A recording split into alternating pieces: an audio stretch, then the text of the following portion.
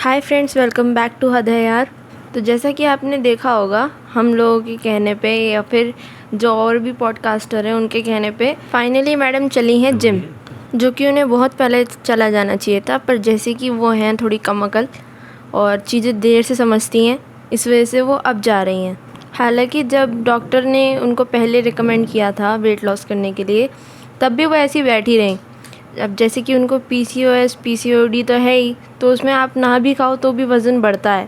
और ये तो आए दिन कभी स्टारबक्स पहुंच जाती हैं, कभी कहीं पहुंच जाती हैं और कुछ ना कुछ खाती ठूसती रहती हैं। पता नहीं इनकी बॉडी कैसी है जो इतना सब कुछ हज़म तो कर जाती है, लेकिन अब फ़िलहाल इनको दिक्कत होनी शुरू हुई होगी, तो मैडम चली हैं जिम। अच्छा, इस सब के बाद जब मैडम जा रही थी तो इन्होंने सॉक्स का इतना बड़ा हवा बनाया। जाते जाते तो पूरी बात हो रही थी कि हाँ मैं सॉक्स पहनूंगी, रेहान मुझे दूसरे देना, अपने पहने हुए मत देना। और फिर वहाँ जाके ऐसे शौक होके KG की बच्ची की तरह दिखा रही, हाँ सनी आप सॉक्स पहन के आए थे और मुझे नहीं बताया, आपने चुपके चुपके पहन के आ गए। इस अक्लमंद बच्ची को एक कोई ये समझाओ कि सॉक्स के साथ जूते पहने जाते हैं। ये तो चलो फर्स्ट या सेकंड क्लास में या KG में ही सिखा दिया जाता है।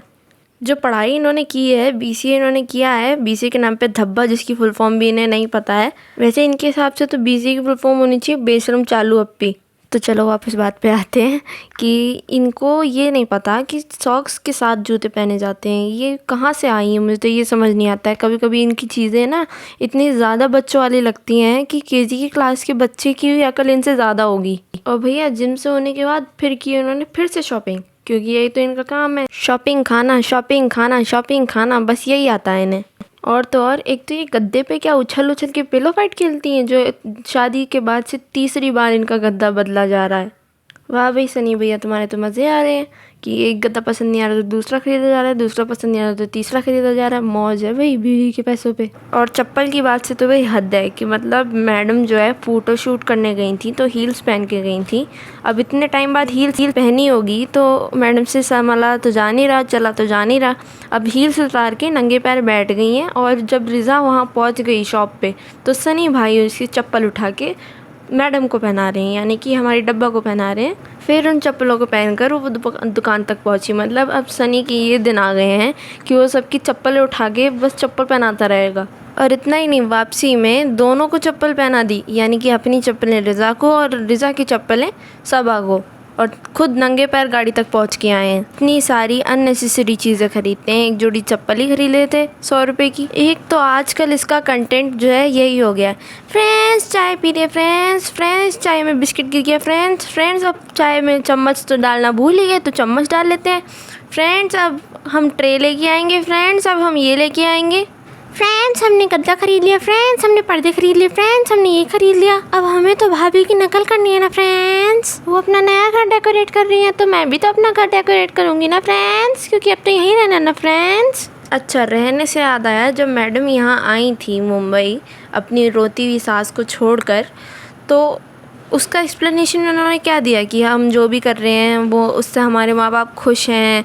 और ज़बरदस्ती मतलब ऑडियंस को यकीन दिलाना चाह रहे थे कि हमारे माँ बाप खुश हैं, दोनों सनी भी सबा भी, कि हम जो करते हैं उनसे हमारे माँ बाप खुश हैं खुश हैं खुश हैं। और ज्ञान कितना झाड़ रहे थे, जैसे ज्ञान की एनसाइक्लोपीडिया हैं ये लोग, जैसे इन्हें सब कुछ पता है, सारी चीज़ों का ज्ञान है इन्हें। लेकिन उन माँ के आंसू का क्या जो सच्चाई बयां कर रहे थे। अब उस बात को लीपने के लिए ये कह रही हैं कि अम्मा पापा आएंगे तो वो कुछ ही दिन के लिए आएंगे, उनके लिए रूम रेडी करना है। और अपना घर तो भाई साहब इतना फैला कर रखती हैं, ये नया घर को, अपने जहान को इतना फैला कर रखती हैं कि बेचारे सनी को एक शेल्फ का जो पार्टीशन होता है ना वो दिया था, उसमें भी मैडम ने अपने ही कपड़े भर रखे हैं, जो कहता हुआ बेचारा सनी नज़र भी आया कि इसमें भी मैडम के कपड़े हैं। अब सास ससुर को दिखाने के लिए घर भी सही से जमा रही है, यानी कपड़े अलमारी सब ढंग से जमा रही है कि घर भी सही से दिखना चाहिए, अम्मा पापा आ रहे हैं। डब्बा, तुम्हें अम्मा पापा की इतनी चिंता होती है ना तो उन्हें वहाँ रोता हुआ छोड़ के तो नहीं आती। ना ना ना ना ना, ये तो बिल्कुल भी मत सोचना कि इसने खुद वो काम किया होगा।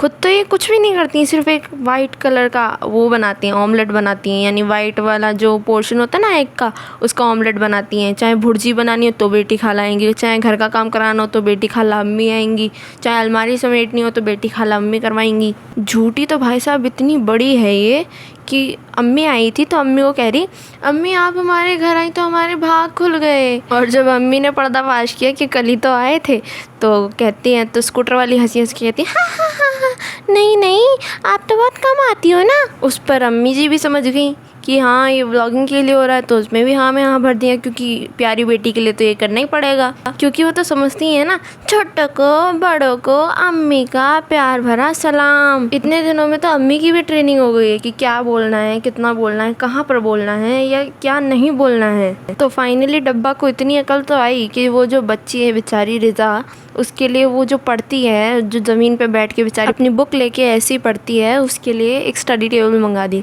और उसके बाद भी जो जनाब 2.0 है ना हमारे छोटे जनाब, यानी कि रेहान, वो कहते हैं कि नहीं नहीं मुझे तो ऐसी नहीं चाहिए, मुझे वो वाली चाहिए जिसका मैं आपको लिंक दूंगा। तो इसी से आप अंदाज़ा लगा सकते हैं कि इनकी अपब्रिंगिंग कैसी हो रही है। एक बच्ची है जो कि इतना मतलब ग्रेटफुल है, उसके लिए कोई चीज़ आई है वो थैंक यू बोल रही है, और एक तरफ ये है जो कुछ भी कहता है, कुछ भी मांगता है, इसको मिल जाता है, इसको कुछ कहा भी नहीं जाता। ये बात आप ऐसे भी देख सकते हैं कि जब ये जिम जा रही थी तब हंसते हुए चटकारे लेते हुए रेहान इससे कह रहा था कि ये पहला और आखिरी दिन है जिम का। और यही बात अगर रिजा ने कही होती तो उस बेचारी को क्या क्या सुनने को मिलता। और सनी भाई की तो मौज ही मौज है। इन्होंने अभी एक रील डाली थी जिसमें फॉर्मल पहन के ये दीपिका के बर्थडे पर गए थे, और उस रील में दोनों चल के आ रहे हैं सीढ़ियों पे से। तो उस रील पर सबा ने पूछ लिया अपने ब्लॉग में कि सनी कैजुअल्स में अच्छे लगते हैं या फॉर्मल में अच्छे लगते हैं, तो लोगों ने फॉर्मल का कमेंट किया। अब इतना उछले ये कहते हैं कि अब मैं 10-15 जोड़ी फॉर्मल और लेके आऊँगा, क्योंकि भाई खुद की कमाई तो है नहीं, बीवी की कमाई है, और उसी की शॉपिंग कराने के लिए ये सबा जी गई थी।